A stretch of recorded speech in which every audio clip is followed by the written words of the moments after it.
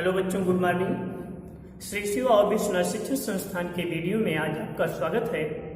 आज हम आप लोगों को 9th क्लास के सोशल साइंस सामाजिक विज्ञान के यूनिट 2 अर्थात इकाई 2 और यूनिट 4 इकाई 4 के बारे में बताएंगे। सबसे पहले सोशल साइंस का पाठ्यक्रम के बारे में आपको बताना चाहेंगे हम कि यूनिट 2 जो में समकालीन भारत का भूगोल है, इसमें क्या क्या अध्ययन करना है। इसके अंतर्गत आपको, जैसा कि हम पहले से ब्लैक बोर्ड पे लिख चुके हैं, पाठ्यक्रम तो आप देख रहे होंगे। सबसे पहले आप देखोगे भारत का आकार यूं स्थित है। यूनिट 2 में ज्योग्राफी में आप देखोगे भारत का आकार यूं स्थित, इंडिया साइट एंड लोकेशन, इसे इंग्लिश में कहा जाता है इंडिया साइट एंड लोकेशन। दूसरा है भारत का भौतिक स्वरूप, ध्यान देंगे भारत का भौतिक स्वरूप, फिजिकल फैक्टर्स ऑफ इंडिया, इसे अंग्रेजी में फिजिकल फैक्टर्स ऑफ इंडिया कहा जाता है। इसके बाद तीसरा है अफवाह, जिसे बैंड कहा जाता है। चौथा है जलवायु, ये जलवायु को अंग्रेजी में क्लाइमेट कहा जाता है। पांचवा है जनसंख्या, पॉपुलेशन। ठीक, यूनिट 2 के अंतर्गत समकालीन भारत भूगोल के अंतर्गत इसी 5 अध्यायों का हम अध्ययन करेंगे, इनके बारे में जानेंगे। और इसके बाद यूनिट जो 4 है, इकोनॉमिक्स अर्थात अर्थशास्त्र में 3 अध्याय है।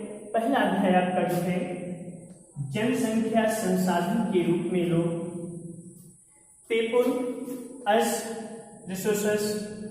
दूसरा है निर्भरता एक चुनौती, पॉवर्टी एज ए चैलेंज। तीसरा है भारत में खाद्य सुरक्षा, फूड सिक्योरिटी इन इंडिया। ये यूनिट 4 अर्थात इकाई 4 के अंतर्गत अर्थशास्त्र इकोनॉमिक्स में अध्ययन करेंगे। तो सबसे पहले हम चाहेंगे आज आप लोग इस वीडियो के माध्यम से शुरुआत में ही आप लोग पाठ्यक्रम के बारे में जानें। आप लोगों को बता भी दिया गया है। इस पाठ्यक्रम को सबसे पहले पृष्ठ पर अपने कॉपी पर, फिर कॉपी में आप लोग नोट करिएगा। अब हम शुरू करते हैं पार्ट 8। सबसे पहले यूनिट 2 के अंतर्गत ज्योग्राफी भूगोल के अंतर्गत पार्ट 1 में जो आपका है भारत का आकार यूं स्थित, जिसे हम अंग्रेजी में इंडिया साइट एंड लोकेशन कहते हैं। चलो सबसे पहले आपको हम इंडिया साइट एंड लोकेशन के बारे में बताना शुरू करते हैं। जैसा कि आप जानते हो, आपको इसके पहले जब ऑफलाइन क्लास अर्थात कक्षा 8 में आपको पढ़ाया जा रहा था यहाँ स्कूल में, तो आपको बताया गया था कि हमारे धरातल पर 7 महाद्वीप है ना, 7 महाद्वीप हैं। 7 के नाम आपको बताया गया था, एशिया, अफ्रीका, इसके बाद उत्तरी अमेरिका, क्रम से बता रहा हूँ, दक्षिणी अमेरिका ये तो है, इसके बाद यूरोप महाद्वीप है, अंटार्कटिका महाद्वीप है, ऑस्ट्रेलिया महाद्वीप है। ये सब के अध्ययन आपको कराया गया था, इन सब का अध्ययन आप लोगों को कराया गया था।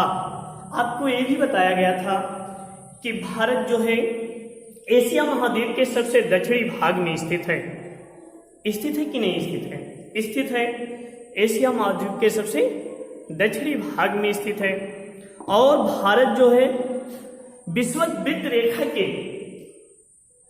0 विषुववृत्त या भूमध्य रेखा जो है इसके उत्तर में स्थित है। इसलिए भारत कहेंगे पूर्णतः जो है उत्तरी गोलार्ध में स्थित है। कहाँ स्थित है? उत्तरी गोलार्ध में स्थित है। सबसे पहले किसी देश के आकार एवं स्थिति को समझने से पहले हमें उसके अक्षांश एवं देशांतर के बारे में जानना अति आवश्यक है ना। जैसा कि आप लोग जानते हो, आप लोगों को बताया भी गया था इसके पहले, भारत का अक्षांशीय और देशांतरीय विस्तार क्या है। शाब्दिक अर्थ में समझो, हम आपको अक्षांश देशांतर के बारे में बताए थे कि पूरब से लेकर पश्चिम तक ग्लोब पर ग्लोब पर पूर्व से लेकर पश्चिम तक खींची जाने वाली बड़ी काल्पनिक रेखा को हम देशांतर रेखा कहते हैं। कहा जाता है ना, पूर्व से लेकर पश्चिम तक खींची जाने वाली काल्पनिक बड़ी रेखा को देशांतर रेखा कहा जाता है। और उत्तरी ध्रुव से लेकर दक्षिणी ध्रुव तक मिलाकर खींची जाने वाली काल्पनिक रेखा को जो है देशांतर रेखा कहते हैं। ये भी आपको बताया भी गया था, आपको बताया भी गया था कि देशांतर रेखाओं की संख्या जो है 360 है और अक्षांश रेखाओं की संख्या जो है वो 180 है। अगर हम विषुववृत्त रेखा को छोड़ देते हैं तो 180, ठीक है, ये भी कंफर्म जानिए। तो अब हमें सबसे पहले भारत के आकारियों की स्थिति के बारे में जानना है। तो सबसे पहले आप मैप पे ध्यान दीजिए। चलिए देखिए, मैप आपका है,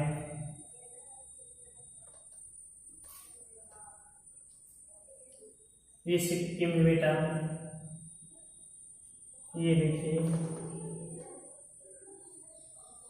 ये उठा हुआ भाग है,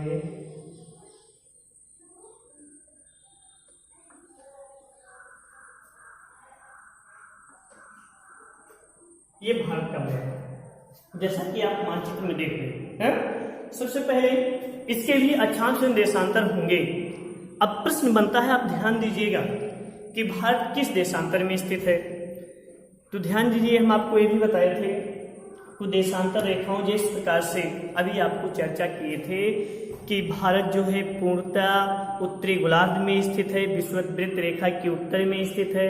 ठीक उसी प्रकार से 0 से लेकर 180 अंश पूर्वी देशांतर, 0 से लेकर 180 अंश पश्चिमी देशांतर है।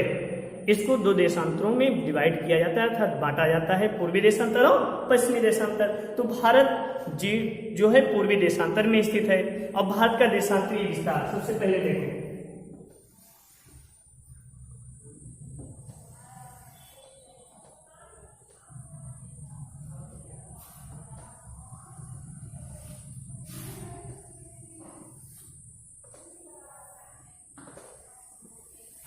ये देखिए, जैसा कि आप लोग मानचित्र में देख रहे हो, उत्तर दिशा जो है, सॉरी, मानचित्र का ऊपरी सिरा जो है उत्तर दिशा को प्रदर्शित करता है। किस दिशा को?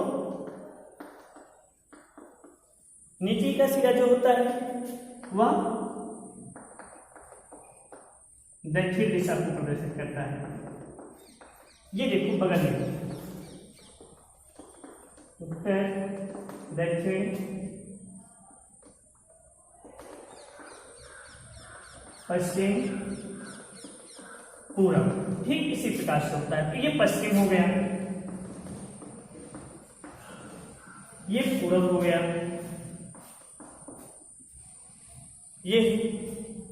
तो भारत का अक्षांशीय देशांतरीय विस्तार क्या है, आपको जानना अति आवश्यक है कि भारत पूर्णतः उत्तरी गोलार्ध में स्थित है।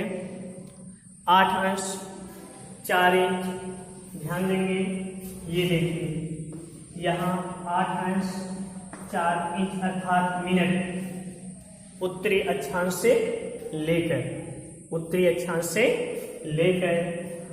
37 अंश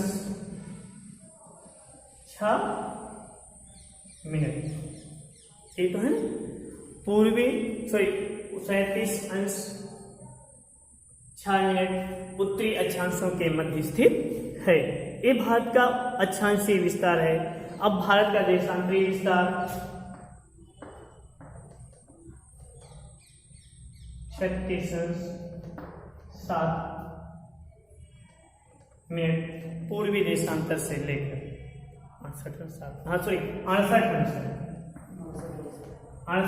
7 इंच पूर्वी देशांतर से लेकर 68 अंश 7 इंच पूर्वी देशांतर से लेकर 97